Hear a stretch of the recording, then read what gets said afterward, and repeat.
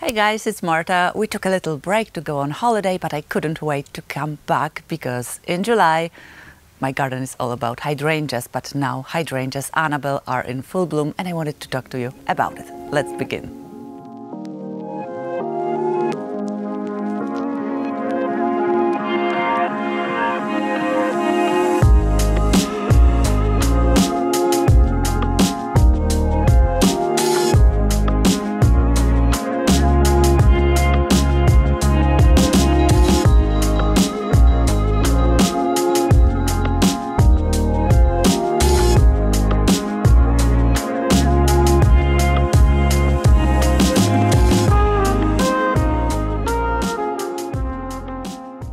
I grow a lot of hydrangea Annabelles and strong Annabelles in my front garden.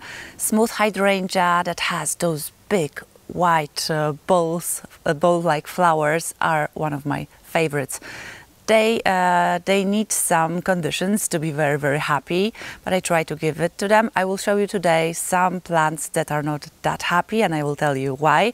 But we'll start with those that are incredibly happy and look beautiful. They have huge flowers and these are Annabelles, not strong Annabelles, and they grow best in my garden. So what do the hydrangeas Annabelle like? Let's start with water. Hydrangeas have hydra in the water, in the name, which means water, and they love that.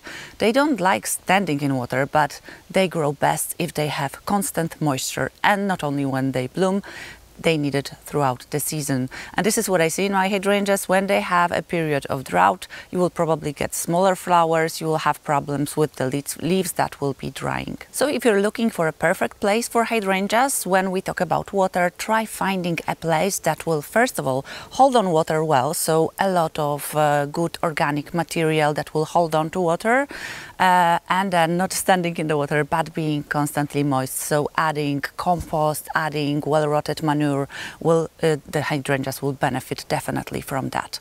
Then again, we have a position. Which one is the best? From my experience, I can tell you that the best place to grow hydrangeas is semi-shade, but not super duper shade. If it's very dark, they will have fewer flowers. But if you give them a space that does not have very scorching sun, especially in the middle of the day, I think they will be happier. They grow very well in the sunny position, but if you have scorching sun, very hot weather, the flowers might get burned. They will get like brown edges of their petals. I don't like that. I like them being first of all super white and then becoming those limey green ones when they are a bit older in the season. Hydrangeas on my right are the happiest in my garden. They get more light than the hydrangeas on my left, and they don't have other plants growing near them. Well, by other plants I mean birch trees, which will steal all of the water they can get. So here they get around 7 hours of sunlight, but they don't get scorching sun in the middle of the day, and they never get burned. If I planted and I had hydrangeas a few meters back in the scorching sun, I had the brown flowers somewhere in August. So these are pretty happy. Now let's go this way. We'll see other hydrangeas. The closer I get to them, you will see the birch trees that are there. And if we get constant moisture and we get a lot of rain, the trees coexist with the hydrangeas perfectly and we get a lot of big flowers. They are all very happy. But this year is the first year that we did not get as much rain as we used to. You can see when you look at my feet, you will see how the lawn looks like. Here are the birch trees' roots. They will go this far, and the lawn everywhere else in the garden is pretty green, looks amazing, and here it's a disaster. So the birch trees are stealing the water. So every year when I garden, I try to take notes. What happened? How was the spring? How was the rain? What happened to the plants? Which performed better? Which worse? What might have influenced the size of the flowers? You can see all of the flowers are smaller this year, and usually we get same size of the flowers as on those hydrangeas. So the only difference here is the amount of water they got because they are close to the birch trees. So next year I know that when we'll have a drier period, I will need to give more supplemental water. I gave them water, but I think not enough. As I'm standing here, I will tell you about the difference between classic Annabelles and strong Annabelles that are also called Incredibles. Here you can see only the Incredibles, and it is said that the Incredible hydrangea has sturdier stems and it will hold their flowers upright. It will not flop as the classic hydrangea has a tendency to. So yes, that is true. The stems are stronger. They will withstand the wind and the rain, but they bloom differently. So the stems are upright, as you can see here. They rarely get flowers on the lower part of the bush, which I do not like. I love that hydrangea Annabelle, the classic one, is very like she's like in a, you know, pom-pom dress, and this is how it looks like, and I really love that about the classic Annabelle. So strong Annabelle is more upright and it has flowers on top. Usually they are bigger, so the size of the flowers, I would say, is very similar in my garden. Maybe you have different experiences, please write us in the comments. And of course, if you have Annabelles and strong Annabelles, please write what are your experiences with them. It's always great to compare our notes and to maybe to get ideas how we can make them bloom even more and be happier. Okay, now let's talk about hydrangea Annabelle maintenance. What do I do to grow them well? First of all, I prune them in February or March. We live in zone 6B.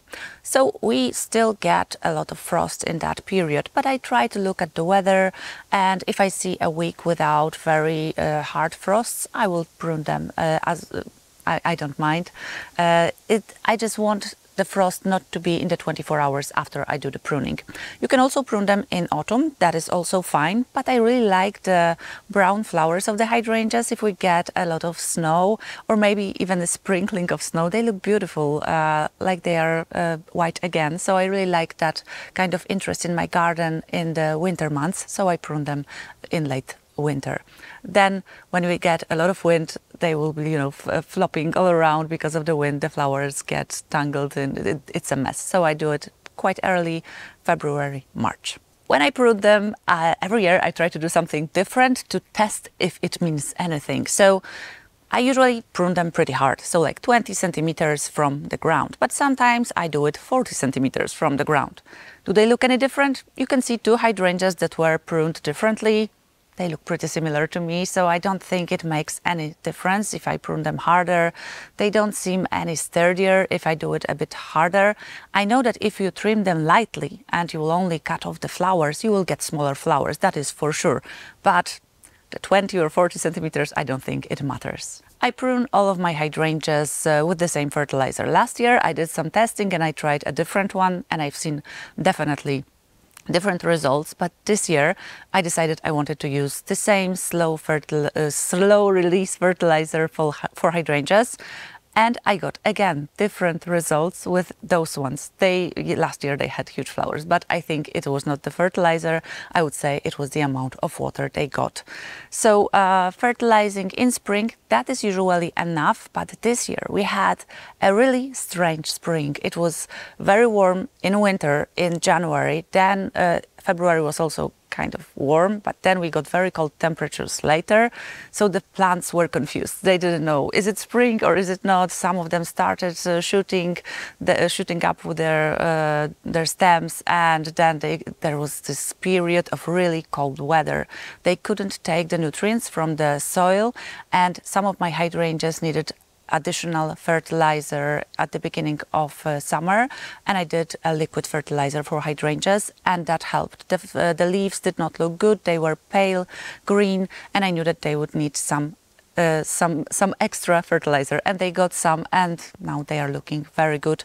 The leaves are really nice, dark, they don't have veining, so that means that they don't have the problem with iron. If you will see the leaves that will have specific veining, they will be iron deficient, and you might use the liquid iron on their leaves then. So next step in my maintenance is what do I do so they don't flop? They have this tendency, when the flowers are this big and we get a lot of wind, a lot of rain, they will flop. As you can see here, still they have their supports, but they have been flopping, but thankfully the stems are not bent. Sometimes they snap and they bend, and there is no coming back from that. Now they are only just bending and not snapped, so that is good. I will need to be back with something to take them back. So this year I'm using something different. In the videos in spring, you've seen that I've used in the previous years supports that were round and they had a grid, but they were not tall enough. So we had this problem that when the stem was touching the grid, it would snap. So this year I'm using poles that are bendable, and I'm bending them in the U shape, and there are a lot of them, and I'm hoping that the stems will be like going in the wind and they will not snap. So far it worked. We'll see at the end of the season, because I like testing things through the season, seeing a few storms, heavy storms, and see how the plants react. I've also been using these specific bands that are almost like rubber bands for your panties, but very wide ones. So they are also moving with the plants, and they will not make them snap. So I'm trying always something new. Tell me what you use, and maybe you have success with something. I think I've seen it all, and no method is perfect, but you need to try a few of them for your garden and see what works for you. So here you can see how those poles look like. They are very bendable. I try to make them in a U shape or half a circle, and I will just put them in the ground, and I try to, as you can see, they are very movable. They and the stems are moving with them. They are not snapping on them, hopefully. We'll see. And I'm using, some of them are 1 meter and 80 centimeters long. Some of them are shorter. I think I would prefer longer than 2 meters. They would be higher enough, and that would be perfect. Okay, now let's talk plant companions with hydrangeas Annabelle. I absolutely love when hydrangeas Annabelles are combined with boxwoods. If you have a boxwood hedge that is very low and it will support your hydrangeas, it is a great idea. I've seen a lot of those in English gardens, and I really love how that looks like. We have here we have a part of that, and they are fine, but my hedge is a bit too short. I think if it was higher, it would keep them upright. So that is one plant that is can be considered, and I love how that looks like, that green of the box, especially if it's cut so neatly, and then you have those white hydrangeas, looks perfect. Another example of composition you can make with hydrangeas is this one. Here I used Phlox paniculata, and some of them are white with a bit of pink, and some of them will be very, very white. They are called David Phlox, and it looks very beautiful, but the David Phlox is blooming a bit later than Hydrangea Annabelles, so it is very, very white when the Annabelles will become a bit green, because the flowers now are white and then they will be limey green, and it looks beautiful. And in front I have a rose pashmina, which is a rose that is a bit white. It has a bit of green and a bit of pink, which I love because the green corresponds so great with the hydrangea foliage, but also then in the lime color that will the flowers of Annabelle get. So I also love that. Last but not least, I have a bowl or a pot with supertunias here. They are standing on the opening to our septic tank, and I wanted to hide it, so supertunias are perfect flowers to do that. And I have silverberry and snowdrift here. So our septic tank is quite large. It's 10 cubic meters, and the hydrangeas, the best blooming hydrangeas, are growing above it. And I think that the soil here is warmer because of that, because there is something warmer below. That might be also the key to the success of my hydrangeas. I have no idea, but I'm always trying to get all of the things that might influence the behavior of my plants. One of my favorite plant combinations with Hydrangea Annabelle is Hakonecloa grass. I think it is one of the most beautiful grasses you can get. It is not a tall variety. It is very airy, and it gives so much movement and so much color that is very calming. You get a lot of Hakonecloas. You can get Aureola, Albostriata. There are a lot of types of them, and you can choose the one that you like most. They look best when they are older and they don't grow too fast. This one is the oldest one in my garden, and I think it will reach its potential in a year or two. But I've seen the old ones that were like 7, 8 years old, and this is what I love with Hydrangea Annabelles, really. So one of my favorite combos. So here are my aureolas that are so young, they are just 2 years old. They will need a moment to reach their really true beautiful state. Here another combo. I love it. This is Brunnera, and whichever Brunnera you will choose from those silvery ones, so Jack Frost, Silver Heart or Sea Heart, this is always a good combo with the hydrangeas. It is a beautiful plant and it is very healthy. The leaves are silvery, so if you're using them in a semi-shade position, they will give you the specific glow that I love in the darker places of the garden, especially in the evening. If you walk in here at night, you will see the white flowers of hydrangeas and the silver leaves of Brunneras. They are almost glowing, and I love that effect in the garden. I shouldn't forget about the paniculata hydrangeas that are behind the Annabelles. I have limelights there. Some of the paniculatas are starting to bloom, but those that we have in the sunny position, these are in shade, so we'll have to wait another week or two for them. But then when the Annabelles become lime green, the whites of the limelights are looking beautiful. So we'll see that in another video about the other hydrangeas that will be blooming soon in the garden. Today we'll be finishing. Thankfully, we had a huge rain yesterday. Not huge enough to break my Annabelles, but huge enough to water the garden thoroughly, which I am very grateful for, because that is a new thing for us, not getting the rain constantly, and all of my plants are, what is happening? Hello, where is our rain? So hopefully we'll get more rain in the coming weeks, and I'm wishing you all the same, if you need it, of course. Please let me know, how are you taking care of your hydrangeas?